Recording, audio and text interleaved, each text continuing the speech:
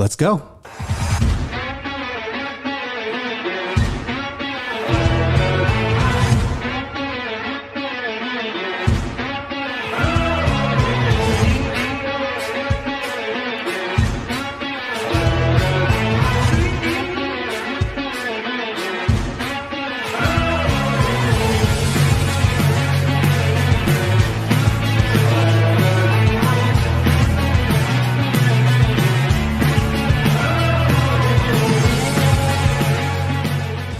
Welcome to the Inside Lines, where we talk about politics and news affecting the lives of New Jerseyans. My name is George. My name's Oscar. And we are here to talk about New Jersey news and politics.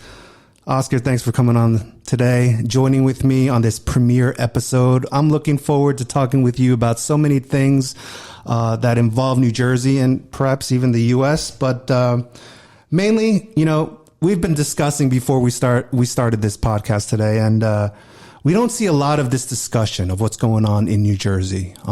New Jersey is a state that you grew up in. I was born in New Jersey.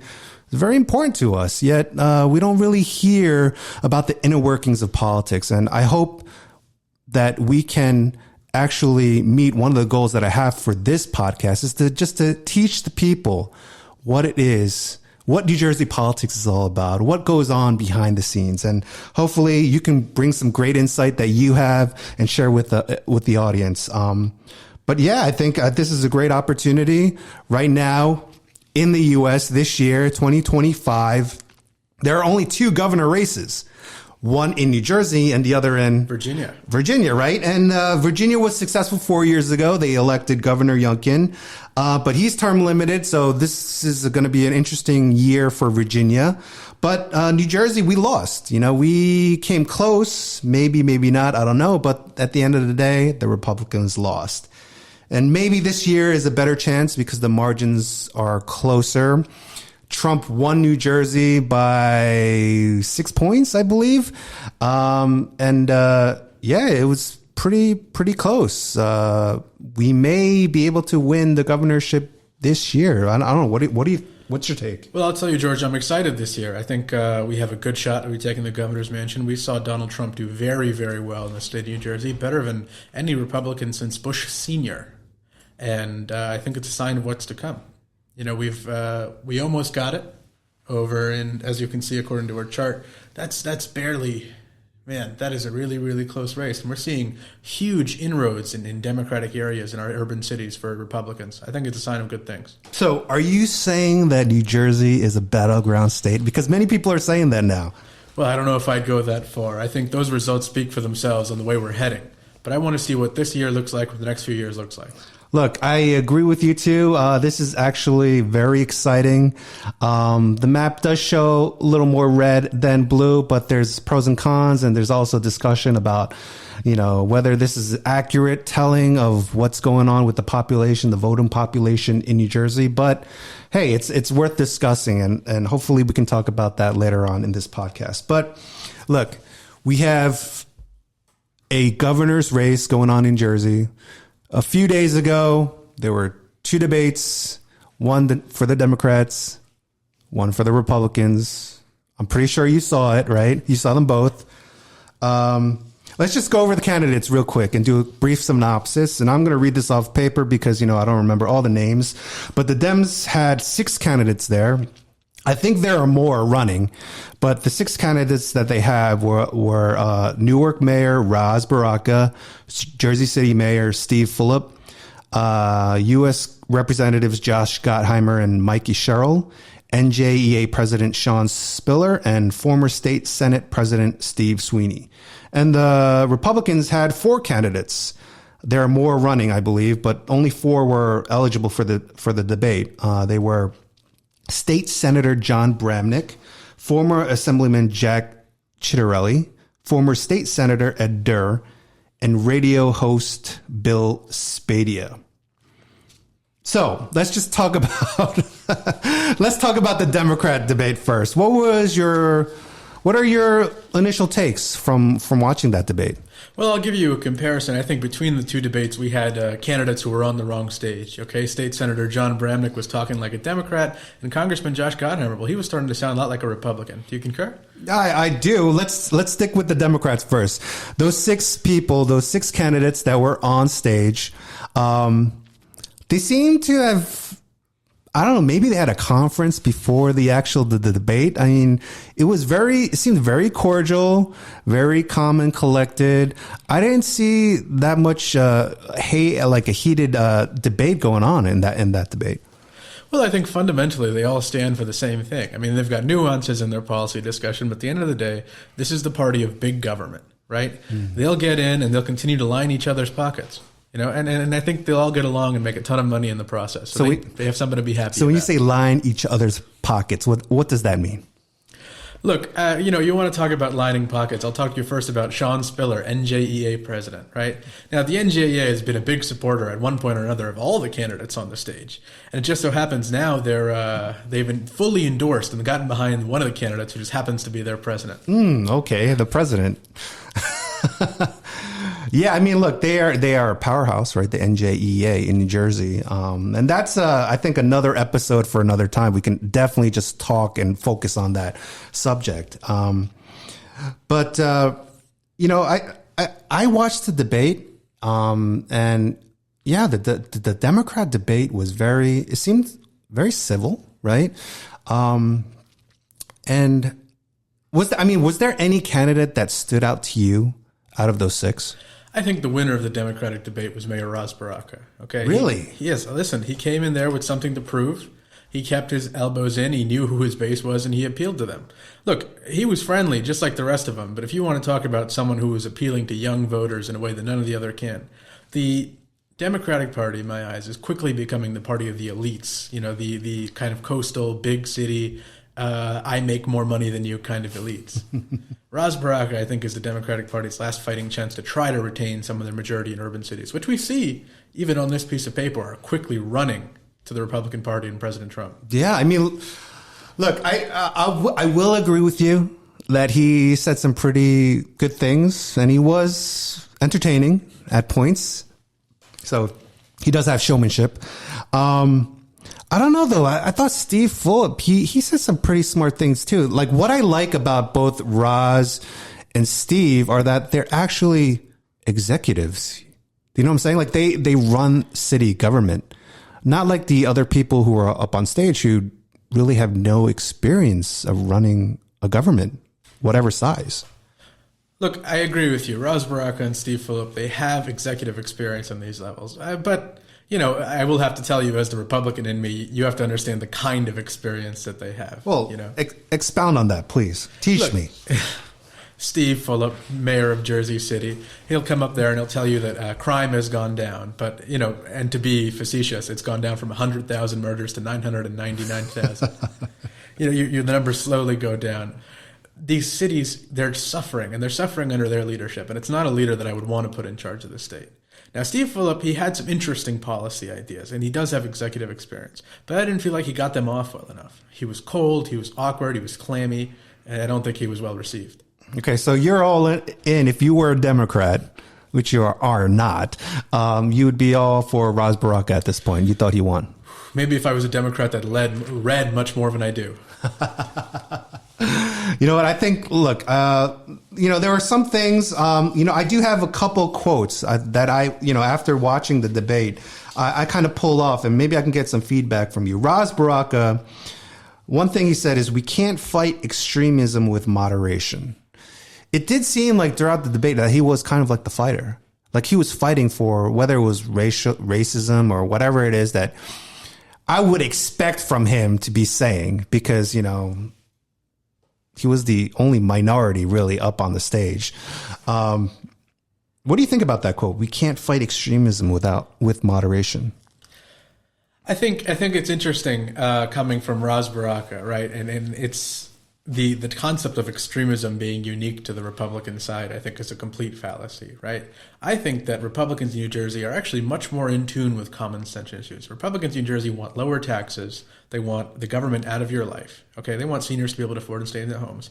If you think about the onus of the Democratic debate, their whole fixation is these social issues, which are unpopular throughout the nation. And I think that's why Democrats keep losing. Yeah, but what about like Gottheimer? He's all about, I'm here, I'm going to lower your taxes.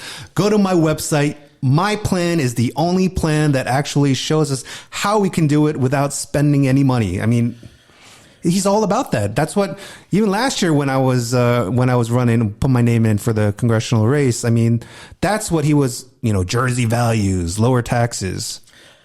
Well, Josh, I think if you'd like to switch sides, the opportunity is clear, right? He's my congressman from Ridgefield Park, and he's been good to us. But I think Josh Gottheimer is out of place and out of time in the modern Democratic Party. Yeah, I mean, look, it's really easy to say all these things, but when it comes down time to actually do the things, or you can look at the voting records, you can see all the things that they've done. Then it kind of exposes, I think, who these people are. But, I was talking to a number of people who are interested in politics, and they saw both debates too. And with regards to the Democrat debate, they thought that Mikey Sherrill was a pretty good candidate. I mean, she's the only female candidate from that's up there. Well, in the whole race, really, both Dems and Republicans. What's your take on her? Mikey Sherrill is who the Democrat establishment wants to be their candidate for governor. And I think you're seeing a lot of, well, let's say, media that reflects that, right? Mikey Sherrill, they think she's got the best resume. But I, again, like you were saying, I'd like to see more of her voting record. But who do you think won that debate last night? Look, I think they all said really good things. I think they practiced saying these things. They came off polished. I think Steve Fulop said some really great things too.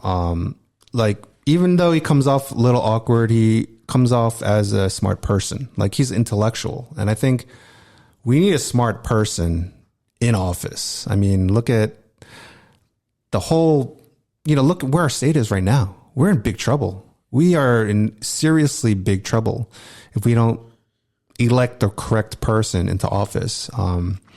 And you look at all the people, all those 6 people up on stage, they're basically career politicians. Now, the question that I think voters have to ask themselves is, do I want a career politician? Because they'll say the right things to you. They'll say it straight to your face and they'll lie to you. But will they actually perform and get the job done? I can cross off names off the list that I think have no chance. Let's start with Steve Sweeney. I don't think he has a chance whatsoever. He was knocked off by a Republican, Ed Durr, which I think we'll talk about later in this podcast. But he's spent his whole career. I mean, he goes off saying, I'm an iron worker. I mean, are you really? Like, you are a career politician. And I think when he was talking in the debate, he was saying, oh, I sponsored this bill, I wrote this bill. You wrote bills, but has anything changed? And I don't think anything has. I mean, do you? I'm 46 years old now, and I've lived most of my life here in New Jersey. I think it's the same. I mean, what do you feel? I think Steve Sweeney, just like Josh Gottheimer, is kind of a bygone era of Democrat that doesn't really exist anymore. But I would say to Steve, you have, well, no, not anymore, but previously you were in power for a long, long time, and I would concur with you. What measurably improved? Steve will talk a lot about fighting for compromise, fighting for change, et cetera, et cetera. But I can tell you that New Jersey has gotten continually more unaffordable to live in, right? And if that's the case, I have serious doubts about his record. All right, so he's off the list. He's gone. He's a goner. Maybe he'll make the second debate, but I don't even think he has money. So you need money when you want to play. So well, I wouldn't write him off just yet. You have to remember he's the only candidate from South Jersey. Now, the contemporary thinking is if everyone in the North fights themselves to death, And that gives Senator Sweeney an opportunity to sweep in and save the day. Good point, but I still don't have high hopes for Sweeney. All right, so he's off my list. He's still on yours. He's kind of on the edge. I think the next person to knock off is Sean Spiller. I think, yeah, you are the president of the biggest union in one of the biggest unions in New Jersey, but I don't think, I really don't think people and parents too, what's going on with curriculum, what's going on with right now, with the curriculums that are going on in New Jersey, I don't think he will be able to get that much support moving forward. And I don't think he's raised any money as well. So I think for me, he's off. He comes off as a reasonably smart person of how he's explaining himself and addressing the policy issues and the points, but I don't think he's got a lot of life left. I'll start by saying that I have a lot of respect for teachers and the work that they do. Me too. Yeah, Me absolutely. too. And I actually, I am pretty, I'll say disappointed in lieu of any more negative words that the president of the NGA would use those dues paid in by teachers on what is essentially a vanity campaign for governor. You're a nice guy. I do my best. I don't think he's got a shot. I think that he's wasted a lot of money, a lot of union money that comes from real working teachers. And he's going to play spoiler for someone. Eventually, he'll drop out and endorse someone, or if it makes it to the primary, he'll divide the vote and give somebody else a chance to win. I don't see a Governor Spiller in my near future. I agree with you 100%. So that leaves 4 people. You're Roz, maybe my Steve, and there's Gottheimer and Mikey. So, what do you think? Do you think? I mean, they have a lot of money. Josh, known as the human fundraising machine. I don't know if he can translate that money that he raised federally into to state politics. I don't think he can, but he can raise money. So we know he's able to. Mikey's able to. And Steve Fulop, he just came out, I think today, saying he raised like $11 million or something like that. So they have a ton of money. So I don't see them going anywhere. I think they'll make it to the finish line. Will they go over the finish line and become the Democratic nominee? It's tough to say. Congressman Gottheimer, he's region locked, right? They know him in Bergen County. They know him in his district. But even the latest polling from Rutgers and Emerson, he's a relative unknown outside of the kind of corner of New Jersey that he occupies. He's got to close the gap on name recognition. He's got to close it fast if he wants to have a shot. Well, that's the thing. Like you said, he really is only known in Bergen County. And Mikey's known everywhere else, really. Looks like she's closing Central Jersey really quickly. I think maybe better than Fulop. I'm not quite certain, but Fulop is playing that game where he is tired of the establishment. He's totally anti-establishment. And if you see some of the candidates, or a lot of the candidates in Bergen County, he's put up I don't know if they're anti-establishment, but quote unquote, anti-establishment candidates to go against and to primary existing candidates. We see that in Bergen County for the commissioner's race. We see that for some of the assembly races in our districts up here. What do you think about that play? Well, I think we're seeing this on every side. People are bucking the conventions. They're kind of backing away from these party organizations. I think Fulop has the money to do it. I think that there are a lot of Democrats who are afraid of a primary challenge from their left, and that's essentially what Mayor Fulop is providing. I think he's a smart dude. I really think he's a smart dude, and that he's doing this because a lot of people are tired, I think, of the establishment. We see that in the Republican Party too, I believe. So let's switch over to the Republicans. The Democrats, they had a nice debate. On the other side of the spectrum, we had the Republican debate. The 4 candidates, John Bramnick, Chitterelli, Durr, and Spadia. What was your initial take of the debate? Well, I think it was great to see such lively discussion on our side. Do you think it was pertinent discussion, though? I mean, I think that, well, I'll just start off by saying that I think that debate stage could have been one smaller that night. It might have helped things out. Yeah. I joked with a friend that the Durr campaign has reached the point where he's taken the no toll roads to get to his events. He's completely out of money. He's out of time. And he looked nervous on the debate stage. Hey, look, my initial impression of that of that debate was like, this is a clown show. I'm sorry, guys, the candidates on the Republican. What is this? Like, honestly, will people be actually? I think people will be turned away from, like, after watching this debate. We're supposed to be unifying our party, but we're so splintered and split. It's just seems ridiculous.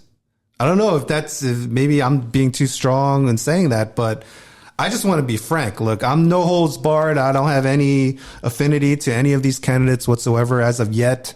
But I was just like, guys, what are we doing here? Are you like your whole point for this is not really to argue with each other, but to teach the public what you stand for, what you believe in, what you're going to do for your constituents. Don't you agree? Look, it was nobody's best night. I'll agree with you there. Okay. I think it was a better night for some people than others, but I think everyone went home feeling, I think, that they could have done better than they did. And a lot of that, I think, is dominoes falling, right? Once one guy gets into a shouting match, now everyone's got to go to get heard.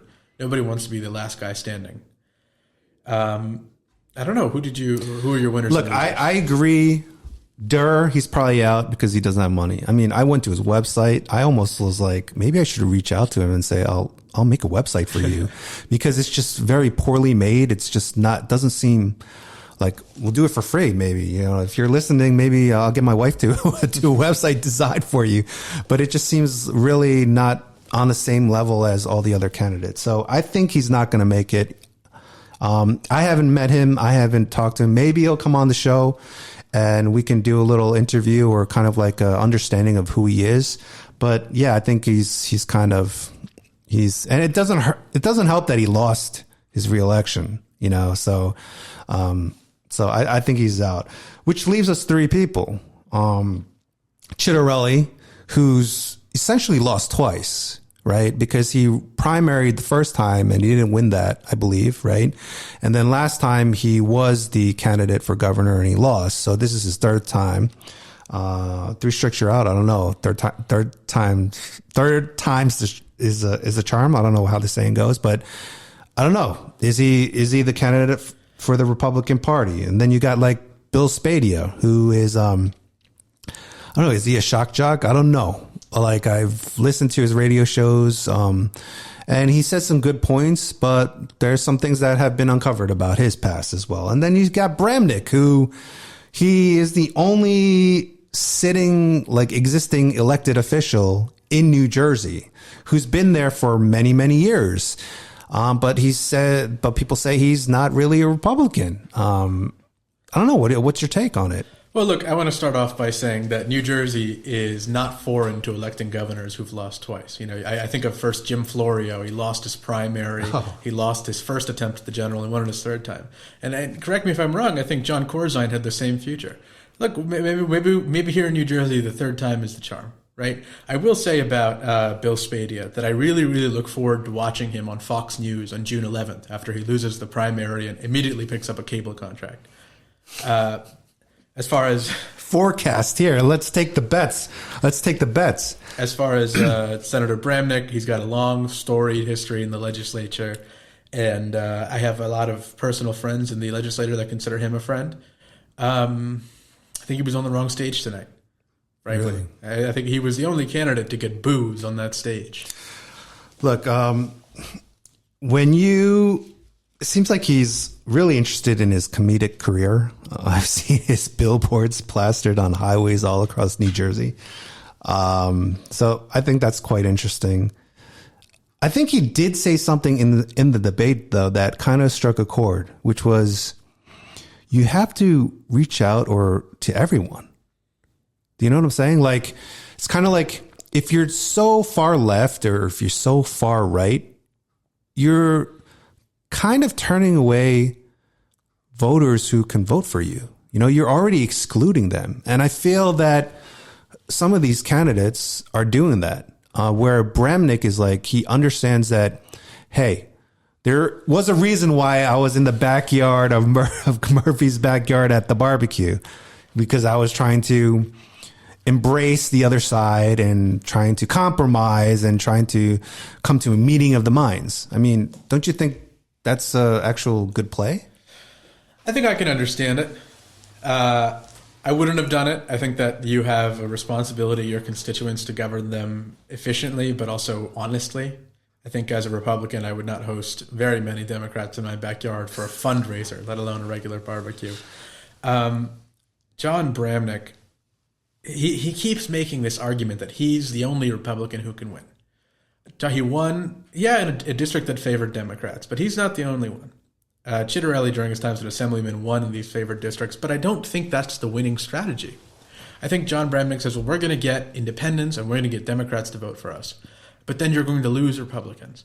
And when you get to a general election, which isn't a suburban district like his is, you're going to see these huge urban vote sinkholes like Trenton, like Newark, like Jersey City. And you're not going to have any Republicans from South Jersey or other really Republican areas coming to back you up and offset the deficit.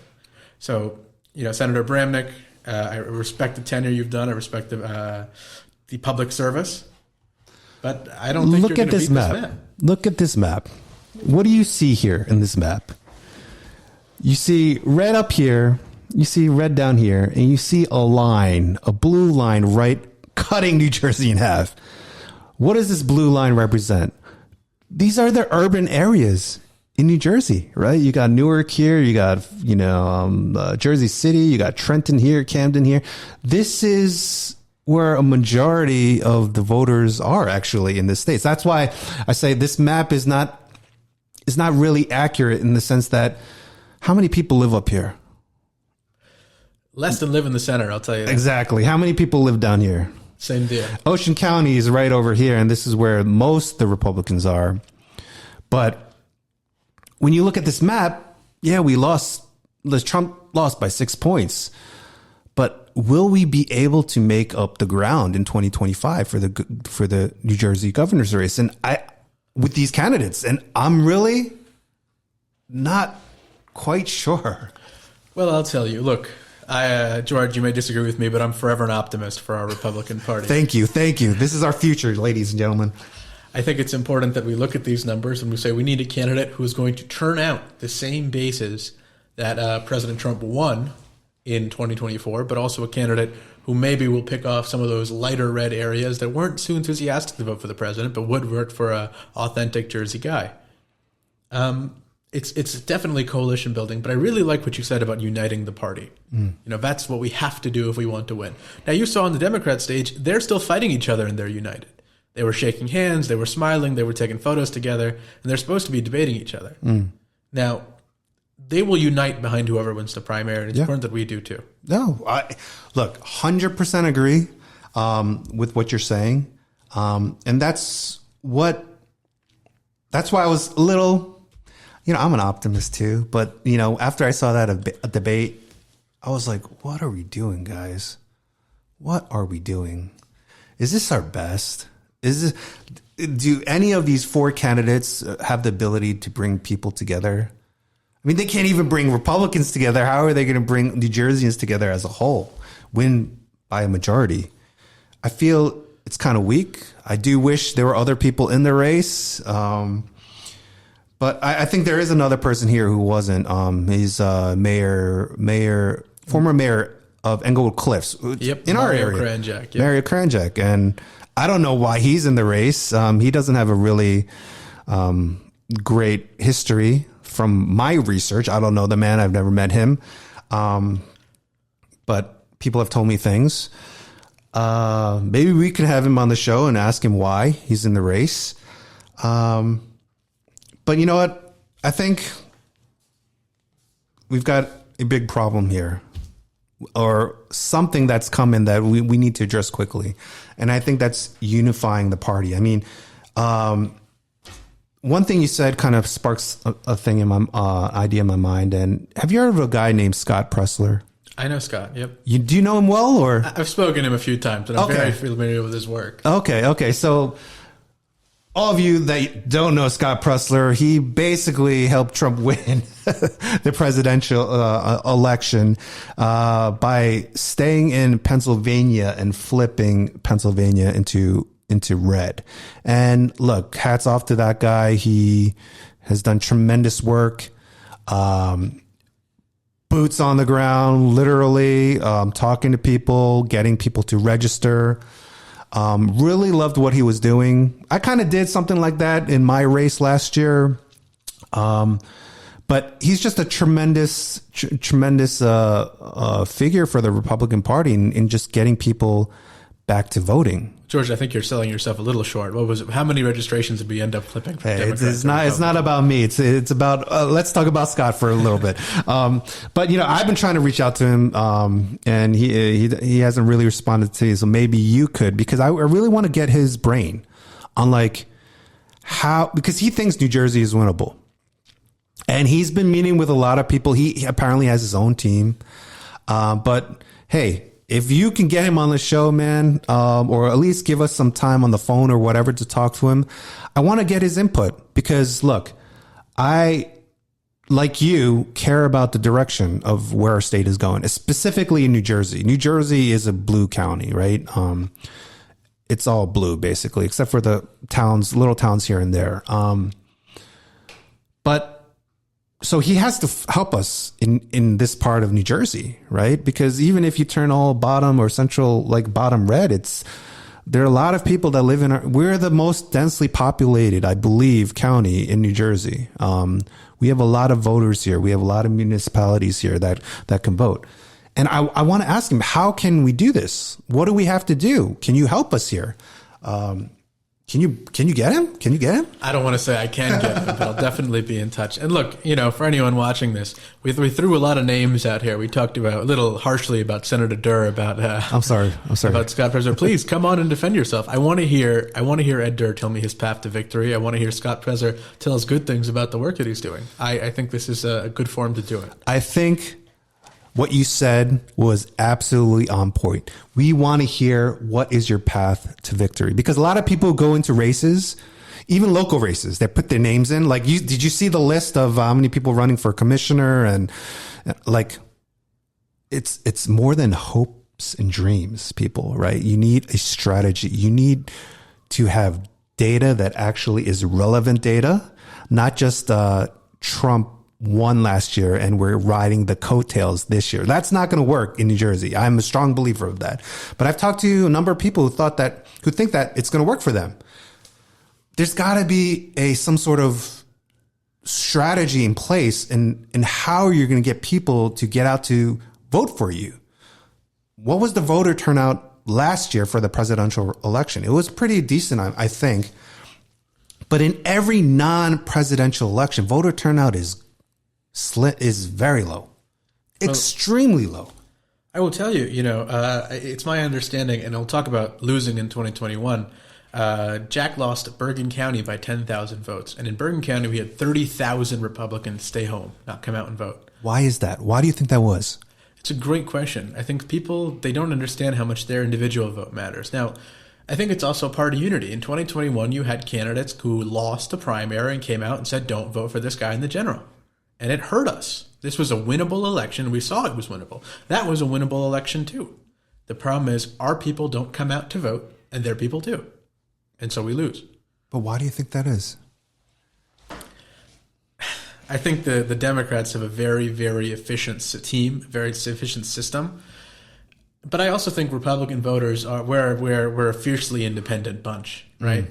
Where we feel like, well, if he's not the number one perfect guy for me, I'm not going to come out and vote. Yeah. But I guarantee you, Jack Chiarelli's term would have been better for our state than Phil Murphy's term. How do you think we can reach the younger people? Because, for me, I don't have that many younger friends like you, and I'm thankful that you are my friend because you're very smart, and we have great discussions. But as a volunteer firefighter, I do know some younger people, and they actually voted Republican. They voted for Trump. I'm very curious about the thinking behind the younger people, because you're maybe recently graduated from high school or college. You're going into the workforce. You're experiencing something new and challenging. Like, do people your age really think or have a positive view on politics, or do they have a lackadaisical attitude? Like, I don't care. It's not going to affect me. Because back when I was younger, we felt that way. We're like, oh, my vote doesn't count. It doesn't matter. Like, it doesn't affect me. But I think times have changed, and it is affecting younger people. Like, what's the take? What's the word on the street? Well, look, I think fundamentally elections have outgrown politics, right? You saw Donald Trump. He was a larger-than-life figure. He was on TikTok. People made edits of him. He became a cultural figure more than a political one. And I think when you engage with the culture of young people, that's when you get them engaged. I have friends that are my age, and I promise you I cannot get them to sit through any sort of real policy information. But when it came down to it, they all went in and they clicked the box for Trump because they believed in him, that they believed in the cultural icon that he was. And I did some hand twisting as well, which I'm sure helped. But they just voted for Trump, right? They didn't go down the line. Like, I mean, I don't know if the county line is... It's actually still in Bergen County and I think Hudson County, but maybe they'll go away, hopefully. I don't know. But they voted for Trump and Trump alone, right? Do you see any of these candidates being able to connect with the younger audience, connect with your generation? For me, like when I go to I don't go anymore. I used to go to the Republican club in my town, and they're all great people, but they're all older people. I didn't see really many people my age or even younger. There's none actually. So when the term GOP, Grand Old Party, when people say that, like, I understand. Like, how can we reach out to these younger people? And culturally, there are not that many Trumps out there in the world, right? You got to be a larger than life figure, but there's got to be a way to actually connect. And I think Scott Pressler is doing that in some way, but even then, is he connecting with younger people? I think the most effective campaigns, they use surrogates, right? There are a lot of candidates that won't connect with younger people in the same way the president can, but they can connect with people who are big movers in young communities. I mean, you had President Trump on the Aiden Ross live stream. You had him on Joe Rogan. You had him on Nelk Boys. These are podcasts where just his association with these influencers was enough to influence people to come out. So whoever the nominee ends up being, I have my favorites, but we'll keep it completely objective. Whoever the nominee ends up being, they can't forget about young men. They delivered a historic victory this year for President Trump, and I believe they can deliver a historic victory for this governor's election. Reach out to things that matter for young people. Talk about issues that matter for young people, but on platforms that matter for young people. What issues matter? Give me the top three. Top three, that's tough. Top one. Number one issue for young people, I think it's culture. And a lot of people will say it's the economy. A lot of people will say it's the job market. But look, I'm a college student. I'm a sophomore going into being a junior. And I think a lot of young men are tired of this kind of HR politics. They're tired of being told that they should be ashamed just for being men. They're tired of being told that their interests or that they should be discriminated against in terms of scholarships, in terms of internships and job opportunities because they're men. And then the mankind has some kind of original sin to the world that has to be paid back. That's a good point. And I think like when we, for me, the younger generation is obviously our future and we need to reach out to them. And even when I was running too, I had opportunities to talk to younger guys and girls who, members of my church, who are part of sports and who volunteer. That's another thing we should probably talk about eventually is how do we get more people, younger people to volunteer and be a part of our communities. I think which is really important because no one's volunteering. It's dying out quickly. But I think we talked about a lot of good issues today. I think one thing we recognize is that we need some sort of unity in our party.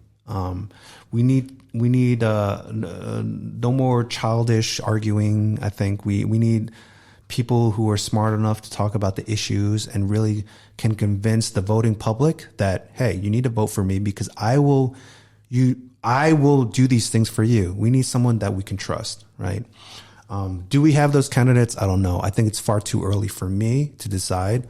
I think we do. We have 4 candidates, 3 probably. You can come on our show and plead your case. But I think one of our missions, at least for me, is how can we reach out to those people, to the people, and not just Republicans.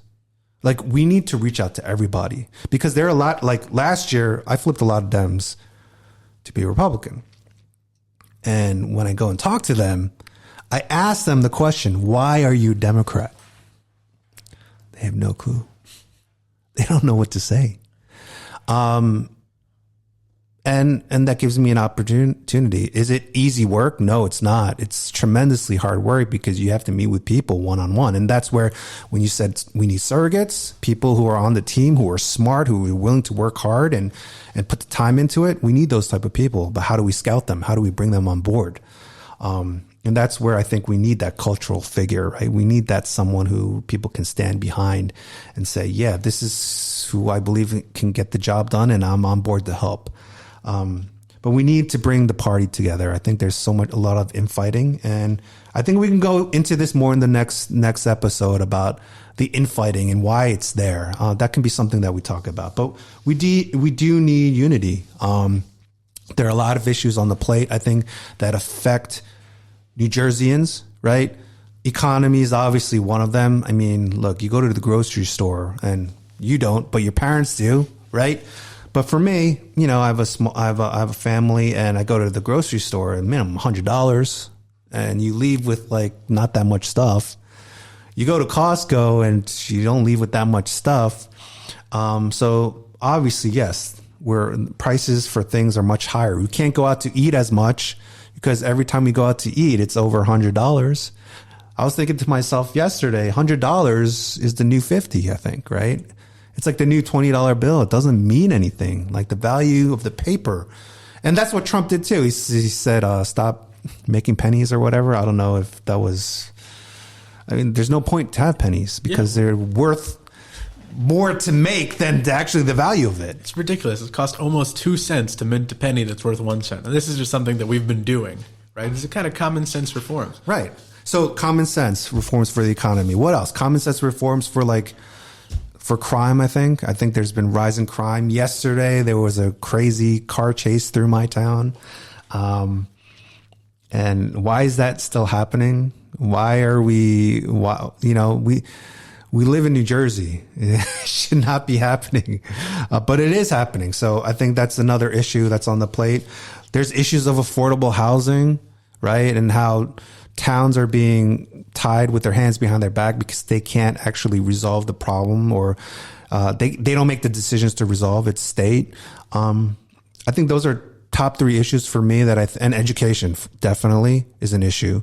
For those 4 issues are on the plate for me, and I think these candidates need to really talk about them and be clear on where they stand. I mean, what about you? Yeah, I think for me personally, the number one issue is the economy, right? And it is for a lot of people. I do my own grocery shopping while I'm down at the Rutgers dorms. So, my bad. But it is ridiculous. Now, I don't have as much frame of reference as you do, but I know that I'm paying too much for too little food. Right. What do you buy? What does a college guy buy when they're down there? Well, look, I'm lucky enough to have a kitchen, right? Oh, okay. So I'm cooking. Some of that money definitely going into food that maybe I can't make so well just yet. Okay. Right. But even just the basics, we're talking about a cut of meat to cook that night, a carb to go with it. Yep. If I'm cutting up some chicken and making it with rice, that's costing me $30 with the rest of the ingredients. It's crazy. It's ridiculous. It's a few days worth of food, if that. Like, I'm a big guy. I'll come out and say it. Hey. It's something that has to get under control. We want young people to be able to grow up and afford their own homes, and forget the cost of homes, which are through the roof. If you can't afford to save up enough for a down payment, because you're too busy paying for life's expenses, you're never going to be able to exceed. There's no way a college grad or anyone in their 20s that can afford a house in Bergen County. I think you're absolutely right. Look, there's a lot of grown adults who can't afford a house in Bergen County. Yeah. And it's just, it's craziness. That's why a lot of people are moving down south, right? You go to Atlanta in the Georgia area, a couple friends that moved down there already, buy new homes, $300,000, $400,000, $500,000, and they're loving it. we need to get somebody in office that can help us bring the change that we need. And look, I think we can go on and on talking about all these things. I think we talked enough for this episode. Yeah, I think, look, we've got a lot of things to do over the next couple of weeks. Thanks for watching. Give us some feedback. We have our social media in place. The Inside Lines New Jersey. Check us out on X and Instagram. We're still starting out, but in time we'll have a lot of stuff in place. But give us your feedback. What is it that you have questions about? What is it that you want to hear? And we'll try to get answers for you. Until next time, I'm George. And I'm Oscar. And this is The Inside Lines.